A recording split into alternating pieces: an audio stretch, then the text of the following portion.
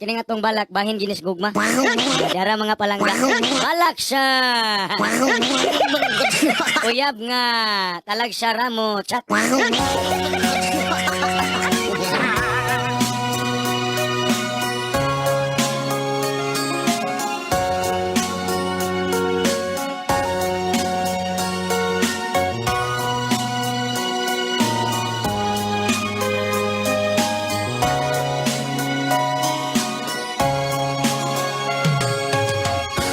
Wala pa ko gisugot. Permi kong chatan.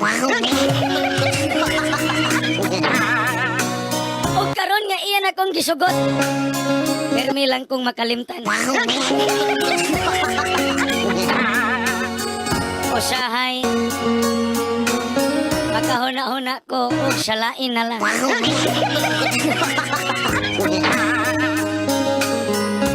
Kay sukad ka ni Adto. Dako nakaayo og kausaban.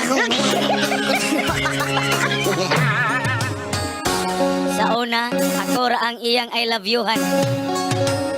Og karon, ana-anay daghan.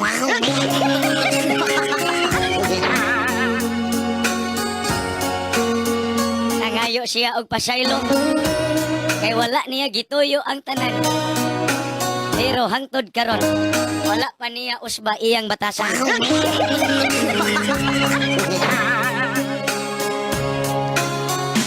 Ingon siya, usahay dili siya kachat kay busy.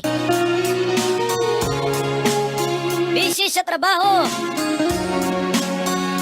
O bisag way trabaho, busy. Gyapon. Hapit man na ray matong balak. Nagtuo ko o busy sa trabahoan. Busy di ay sa iyang laing kauban.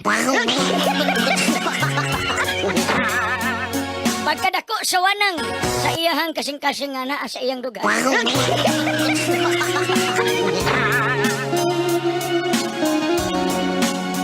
Tungod sa kadako sa lugar sa iyang kasing-kasing.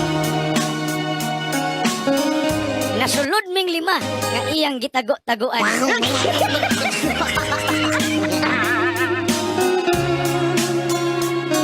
Ako ra gyud ang iyang higugmaon.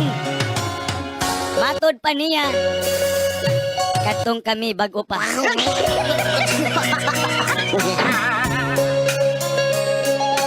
Ning salig ko. Kaysa akong dughan. Siya rahan. Ang tao nga ning lipay nako kani adto. Ang tao nga naghatag nako. Og kalipay. Maapod ang naghatag nako dakong pagmahay. Ang tao nga kani adto mao'y mosulbad sa akong problema. Karon maunay tighatag nako problema. Tao kaning unong nako kani adto karon mibiya na. Ang tao nga dili ko pulan, ang tao nga akong giampingan, ang tao nga akong gimahal, apan iya lang gisayangan.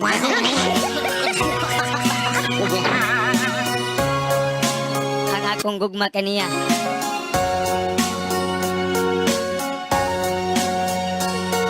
murara gyud og kilat.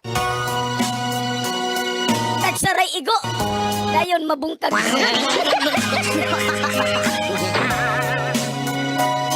Ang akong gugma kaniya murag dalugdog. Kusog mo buto. Walay igo. Layo ara balaka.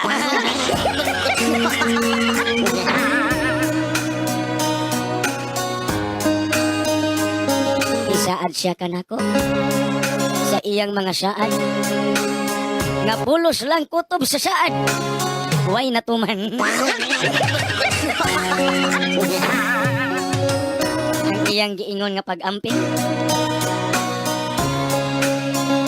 Ang iyang giingon nga siya magpaamping. Apan Ang nag-ingon wala mag-ampingan.